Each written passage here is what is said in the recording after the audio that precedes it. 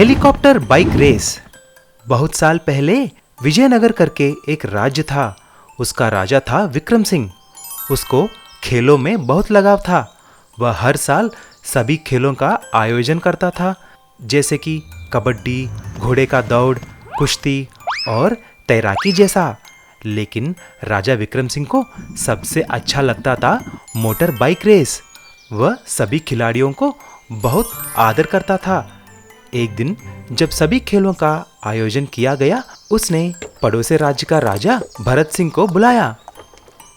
पधारिए पधारिए भगत सिंह जी, आज आपको हमारे राज्य के सबसे अच्छा खेल देखने को मिलेगा।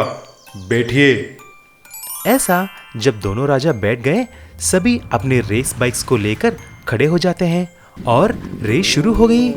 सभी भाग लेने वाले भी शुरू हो जाते हैं। लेकिन जब से रेस शुरू हुआ, राजा भरत सिंह हंसने लगा। ये बात विक्रम सिंह को समझ में नहीं आई। जब रेस खत्म हो गई, विक्रम सिंह ने पूछा, भरत सिंह जी, मैंने देखा कि आप जब से रेस शुरू हुआ है तब से हंसी जा रहे हैं।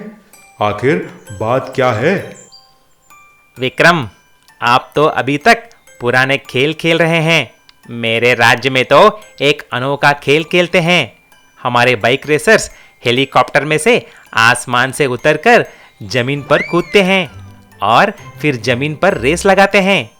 आपका तो बच्चों का खेल है। भरत सिंह जी, हमारे राज्य में भी एक से बढ़कर एक वीर हैं। हम भी किसी से कम नहीं हैं। अगर चाहिए तो हम आपके राज्य वालों से हेलीकॉप्टर रेस लगाएंगे, फिर देखेंगे कौन जीतेगा। ऐसा अगले ही दिन 2 हेलीकॉप्टर का इंतजाम करते हैं। एक में भरत सिंह के राज्य के लोग और दूसरे में विक्रम सिंह के राज्य के लोग अपने रेस बाइक्स के साथ चढ़ जाते हैं। फिर विक्रम सिंह जाकर ऐसा बोला, आप लोग उस भरत सिंह के लोगों को हार कर हमारे राज्य का नाम रोशन करना है। सभी लोग हाँ महाराजा, हाँ महाराजा करके चिल्लाते हैं। तभी ये सुनकर भरत सिंह वहां आकर ऐसा बोला, विक्रम, अगर आपके राज्य वाले ये रेस जीत जाते हैं तो मैं आपको 1 लाख सोने के सिक्के दूंगा। ऐसा ही रेस शुरू हो जाती है। दोनों हेलीकॉप्टर हवा में बहुत ऊपर तक उड़ते हैं। थोड़ी देर के बाद एक एक करके बाइक्स के साथ नीचे गिरने लगते हैं। सभी लोग और दोनों राजा बहुत उत्सुकता के साथ सब देख रहे थे। ऐसा सभी बाइक राइडर्स नीचे जमीन पर आ जाते हैं। दोनों राज्य के लोग तेजी से बाइक्स को चलाने लगे, लेकिन आखिर में विक्रम सिंह के राज्य के लोग जीत जाते हैं।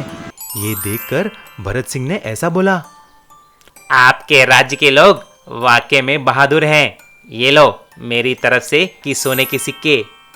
ये मुझे नहीं राजा जी, मेरे राज्य के बाइक रेसर्स को मिलते हैं, उन्हें दे दीजिए।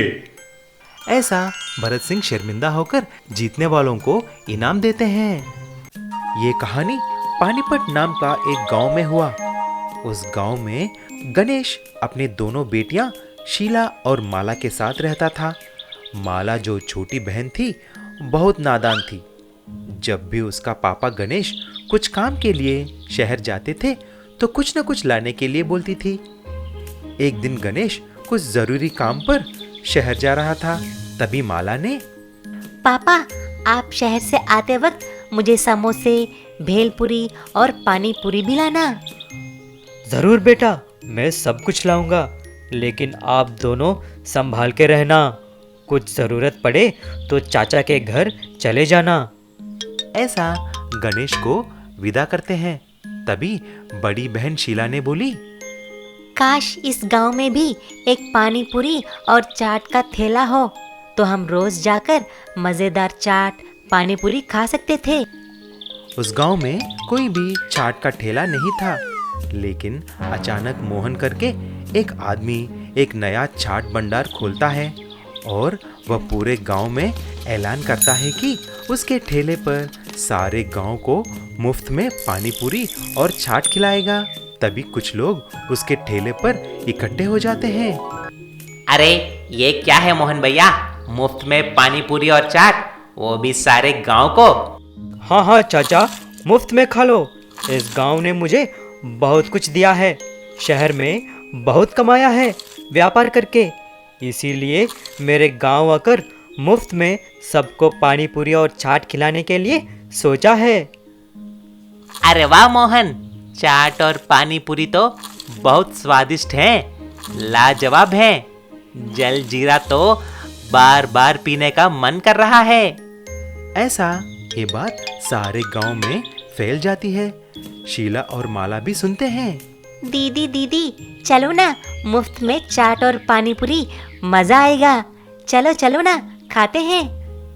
अरे माला, मुझे तो दाल में कुछ काला लग रहा है। ठीक है, पहले तुम जाओ, मैं बाद में आती हूँ। ऐसा शीला माला को भेजकर असली बात पता लगाने के लिए मोहन के ठेले के पास जाती है, लेकिन उसके ठेले के पीछे एक पेड़ के पीछे छुपकर सब कुछ देखने लगी। तभी शीला देखती है कि मोहन पानीपुरी के जल जीरा में कुछ मिला रहा था और हंसते हंसते ऐसा बोला, पागल लोग, इन बेवकूफ़ों को पता नहीं है कि इस रसायन को पीने से वो लोग बूढ़े होकर उनका सारा यौवन मुझे मिल जाएगा और मैं कभी बूढ़ा नहीं होऊंगा। ये सुनकर शीला घबरा जाती है, लेकिन तुरंत सबके सामने आकर जो कुछ भी मोहन ने बोला वो सबको बोलती है। सारे लोग घबरा जाते हैं। देखो मोहन, अभी के अभी तुमको ये रसायन पीना होगा, नहीं तो सारा गांव मार मार के तुम्हें बाहर निकालेंगे। नहीं नहीं, मैं नहीं पी सकता, मुझे छोड़ दो बहन, मुझे छोड़ दो। लेकिन जब सारे लोग मारने के लिए आगे बढ़े तभी मोहन उसका रसायन पूरा पी लेता है। तुरंत वह एक बुड्ढे की तरह बदल जाता है और नीचे गिर जाता है। सारे लोग शीला की बहादुरी देखकर तालियां बजाते हैं। ऐसा शीला ने सारे गांव के लोगों को बूढ़े होने से बचा लेती है। वाईफाई की कुआं। सुनील एक गरीब घर का बच्चा था। वह अपना दीदी और माँ शालिनी और पापा मदन के साथ रहता था। मदन एक कपड़ों की दुकान में कल्याण सेठ जी के यहाँ सिक्योरिटी गार्ड का काम करता था। एक दिन जब मदन दुकान पे जा रहा था तो सुनील भी उसके साथ जाने के लिए जिद कर रहा था। जब दोनों दुकान पर आ गए तो कल्याण सेठ ने पूछा, क्यों मदन बाबू, ये कौन है नया लड़का? सेठ जी, ये मेरा बेटा है। इसका स्कूल को आज छुट्टी है, इसीलिए मेरे साथ आया। अच्छा बेटा, तुम एक काम करो, अंदर मेरा बेटा चंदू है, जाकर उससे खेलो। जब सुनील अंदर गया तो देखता है कि चंदू एक मोबाइल फोन पे कुछ गेम्स खेल रहा था। तभी सुनील ने पूछा, चंदू सेठ जी, मुझे भी वह मोबाइल देना, मैं भी खेलूंगा मोबाइल वीडियो गेम। इसको क्या समझ रखा है तूने? ये बहुत कीमती मोबाइल फोन है, तुमको खेलना नहीं आता, इसीलिए ये खराब हो सकती है। जाकर तुम्हारा फोन पे खेलो, चल हट। उस दिन जब सुनील और मदन घर पहुंचे तो सुनील जिद करने लगा कि उसे एक नया स्मार्टफोन चाहिए। अरे उस चंदू सेठ को देखकर फालतू बातें मत करो, मैं कुछ फोन नहीं खरीदने वाला तुमको। पापा, मैंने कुछ पैसे बचा कर रखा है, इसके साथ तुम कुछ पैसे और जोड़कर फोन खरीदना। ऐसा मदन सुनील को एक नया फोन खरीद के देता है। वह बहुत खुश हो जाता है, लेकिन उसकी खुशी ज्यादा देर नहीं टिकी, क्योंकि उसको पता चलता है कि मोबाइल पे गेम्स खेलने के लिए इंटरनेट की जरूरत होती है। तब वह जाकर अपने पापा को फिर से पैसे के लिए पूछता है।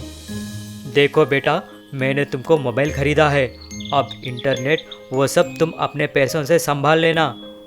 रात को सुनील रोते हुए सो जाता है। तभी नींद में उसको एक सपना आती है। उस सपने में एक जादुई कुआं उसके घर के पीछे प्रकट हो जाती है और उस कुएं में से इंटरनेट देने वाली वाईफाई निकलने लगती है। जब सुबह उठकर देखा तो सुनील चौंक जाता है। अरे वाह, मेरा सपना तो सच निकली और मेरे मोबाइल फोन पे वाईफाई भी आ रही है। ये तो जादू है, जादू। तुरंत जाकर ये सब मदन से बोला। तभी उसने बोला, बेटा, तुम्हारा सपना एक जादुई सपना है। वैसे भी हमारे गांव में सबको पता चल गया है कि तुम्हारे पास एक मोबाइल फ़ोन है। इस जादुई कुएं की इंटरनेट के साथ तुम सब लोगों को मदद करना, तुम्हारा हमेशा भला ही होगा। ऐसा सुनील सभी गांव वालों को मदद करता है और सब जानकारियां इंटरनेट पे देखकर सभी लोगों को बोलता है। तब से सुनील वाईफाई सुनील बन जाता है।